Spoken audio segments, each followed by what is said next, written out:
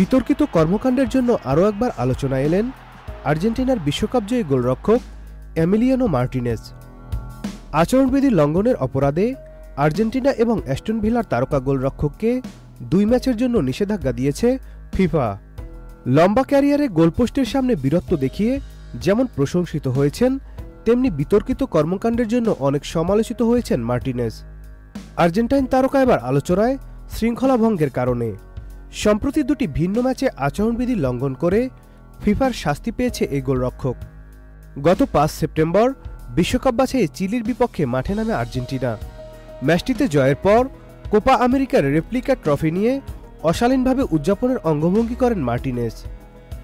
একই উদযাপন তিনি করেছিলেন 2022 সালে কাতারে বিশ্বকাপ জয়ের পরেও। সেবার কোনো শাস্তি না পেলেও এবার মার্টিনেজের বিরুদ্ধে শৃঙ্খলা ভঙ্গের প্রমাণ পেয়েছে ফিফা। মার্টিনেজ আরেকটি ঘটনা ঘটিয়েছিলেন কলম্বিয়ার বিপক্ষে সর্বশেষ ম্যাচে। কলম্বিয়ার মাঠে সেই ম্যাচে হেরে যাওয়ার পর ক্যামেরা অপারেটরের সরঞ্জামে ধাক্কা দেন মার্টিনেজ। সেই ঘটনায় ক্যামেরা অপারেটরকে মার্টিনেজ লাঞ্ছিত করেছে বলে অভিযোগ আছে। আর এসব অভিযোগ বিবেচনা নিয়ে এবার মার্টিনেজকে শাস্তি দিল ফিফার শৃঙ্খলা বিষয়ক কমিটি। আগামী 10 সেপ্টেম্বর ভেনেজুয়েলার বিপক্ষে এবং 15ই অক্টোবর বলিভিয়ার বিপক্ষে 2026 বিশ্বকাপ বাছাই পর্বের ম্যাচে খেলতে পারবেন না এই গোলরক্ষক।